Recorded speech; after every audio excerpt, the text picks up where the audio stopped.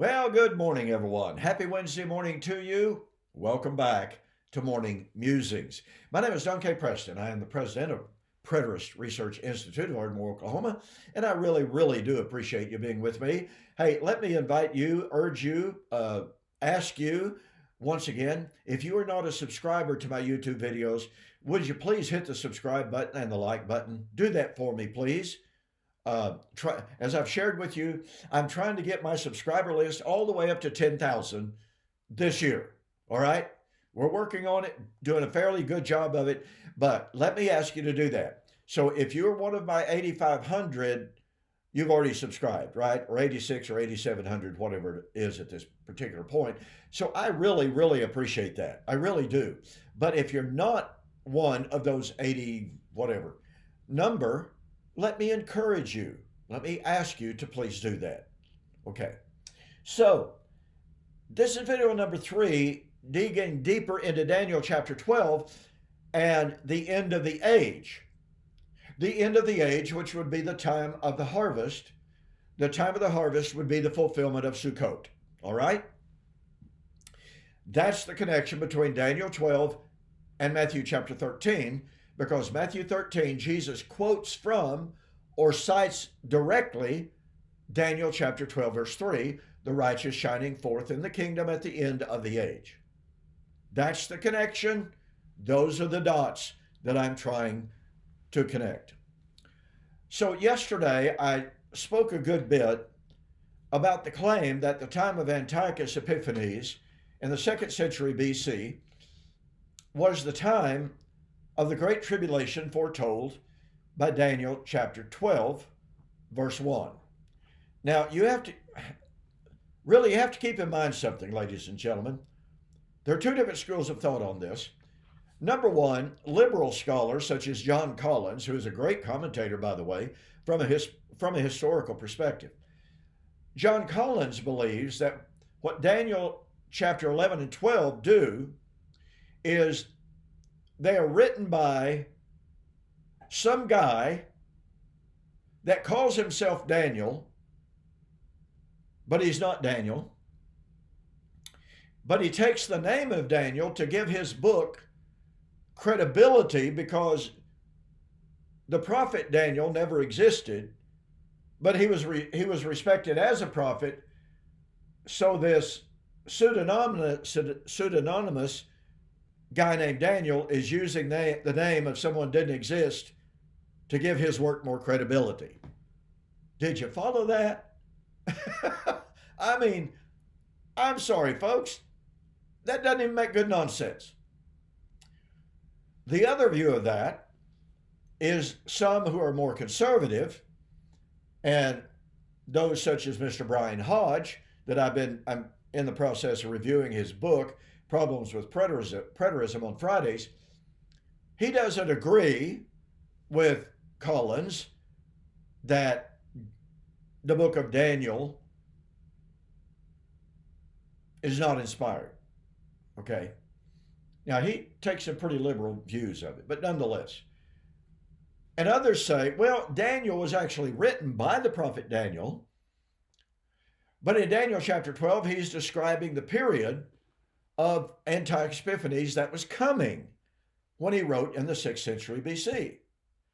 Now, that would be impressive. That would be genuine prophecy. But as I've shared with you so far, that doesn't work historically. Now, let's look at the biblical evidence for this. Point number one, I've already pointed out, the way that Daniel chapter 12, verse 1 describes the coming of the Great Tribulation simply does not fit the time of Antiochus Epiphanes. Very quickly, let me remind you of this. Josephus said that Jerusalem was conquered 5 times, only desolated twice. 586 BC, 70 AD. He did not consider the time of Antiochus Epiphanes as the fulfillment of Daniel chapter 12, verse 1.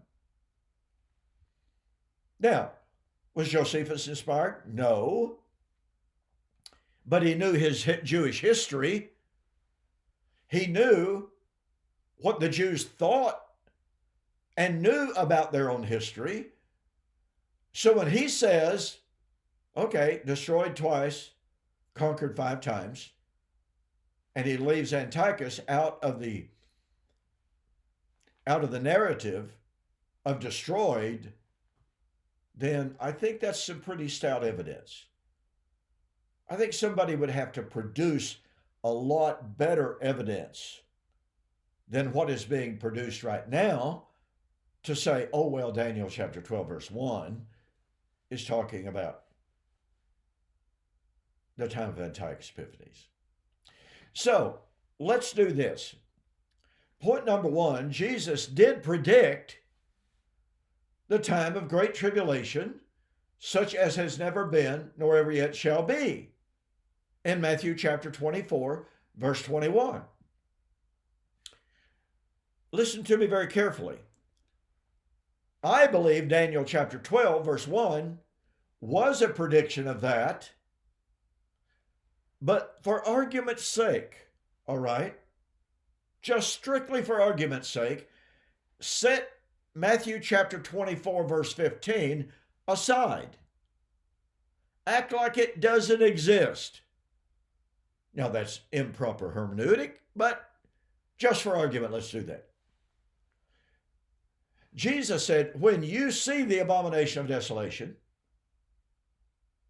leave out the part about Daniel, then let those who are in Judea flee.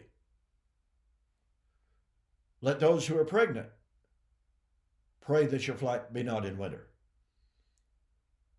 Let those who are in Judea and Jerusalem not come back. Get on the housetops and leave. Pray that your flight be not in Sabbath or on the Sabbath. For then, when? When you see the abomination of desolation. Listen, folks, it doesn't matter on one level whether or not Jesus was saying, I want you to remember the time of Antiochus Epiphanes. Now, he didn't predict what's going to happen. But remember that. It doesn't matter if that might, it's not, but it doesn't matter if that might be the case, because Jesus, in describing what was coming, said, pray that your flight be not on the Sabbath. Pray that you're not pregnant. Pray, that is not being winter. For then when? When you see the abomination. Forget Daniel. When you see the abomination, then shall be great tribulation, such as has never been since there was a nation, nor ever yet shall be. Do you see what I mean? Do you catch the power of what I'm pointing out to you? You can discount the time of Antiochus Epiphanes, and it still has Jesus predicting the greatest tribulation that had ever been. Now, once again, it might be metaphoric language, or that is to say, it might be hyperbolic language. Doesn't matter. Jesus was still predicting it for his generation. And he wasn't saying, as some modern day commentators say, Greg Beale. Greg Beale says, oh, the Great Tribulation is the Christian age. Facepalm. Give me a break. We're supposed to believe that the Christian age, the age of Christ, the age of grace, the age of salvation, is the time of the greatest tribulation, such as has never been. Blumberg joins him in that. Others join him in that. No, ladies and gentlemen, the Christian age is not the time of the Great Tribulation. How do I know that? Well, in Revelation chapter 7, verse 14, John sees 144,000 12,000 each out of the 12 tribes of Israel. And he also sees, in addition to that, a great multitude that cannot be numbered. No, I don't think the 144,000 was the great multitude. And John was asked by an angel, who are these? And John says, I don't know, you know. And the angel said, these are those who have followed the Lamb and washed their robes and made them white in the blood of the Lamb. And they come out of the great tribulation. Now, I know some people try to make the 144,000 to speak of the church throughout the ages. How do we explain the fact that they're out of the 12 tribes? How do we just arbitrarily say, oh, well, yeah, the 144,000 represent Christianity as a whole? No, they represent the 12 tribes of Israel.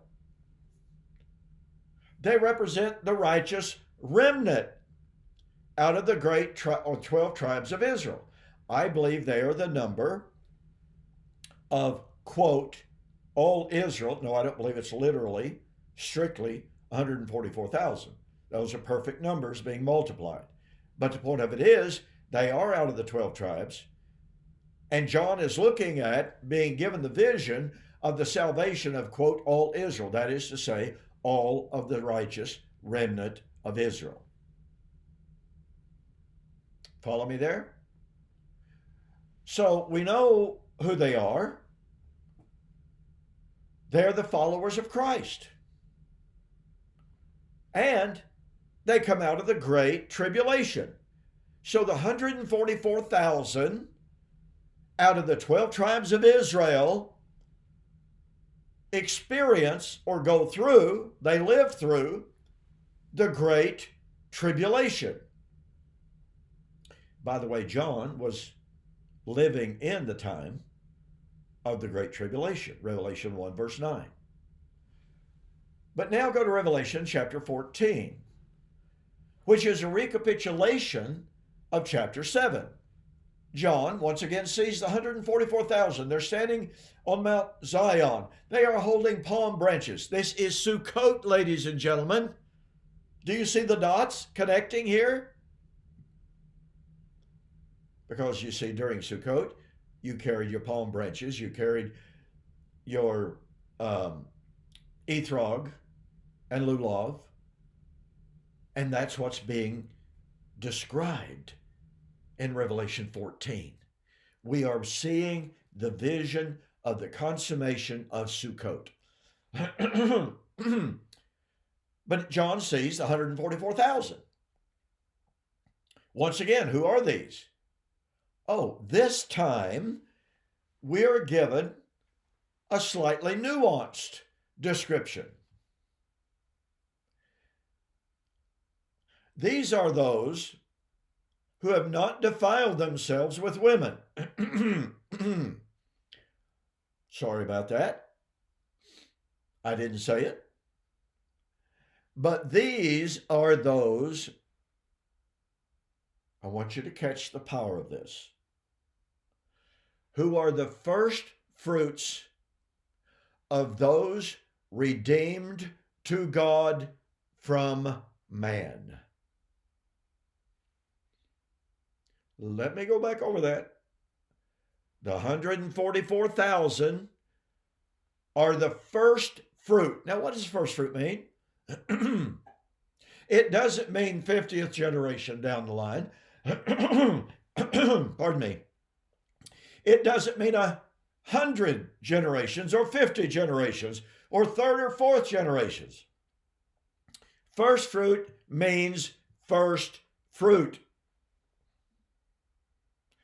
of those redeemed to God from man. So the 144,000 are out of the 12 tribes of Israel. They go through the Great Tribulation.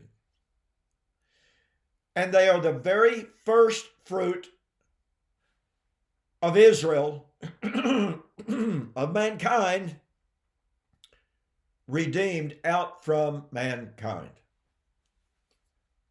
That means they are the first generation Christians.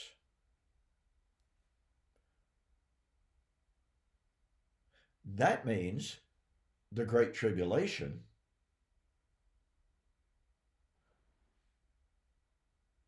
which would lead to the harvest. Remember, Revelation 14, 140,000, 144,000. They're getting ready to celebrate Succot. They are getting ready to celebrate the great harvest. And Revelation 14 proceeds to describe the great harvest at the coming of the Son of Man on the clouds of heaven. Folks, if you do not catch the power of the first fruits of those redeemed to God, being the 144,000 out of the 12 tribes of Israel, I believe you need to go back. I say this respectfully and kindly, with no disrespect whatsoever. I suggest you need to go back and take another look at the text. I wrote a book on this entitled Blast from the Past, The Truth About Armageddon. It's available on my website. Do yourself a favor, get that book. Read it, digest it, understand it. It may very well change your life. I've heard from countless numbers of people who have read that book and have told me that very thing. This book changed my life. It's that powerful. Okay, I am out of time for today. Thank you so much for joining me. Do not forget to join me tonight with Mike Sullivan and Preston Preterist Apologetics. And then again on Friday, and by the way, on Thursday, I'll probably be, schedule permits, with Zach Davis as we continue our examination of 2 Corinthians chapters 3 through 6. And then on Friday, we continue our examination, review, and response to Brian Harge's book, Problems with Preterism. I've got just a thing or two to do, just a few things. Got lots and lots and lots of spare time. Sorry. Anyway, thanks for joining me. I appreciate it so very much. Hit the subscribe button. In the meantime, I'll see you tonight.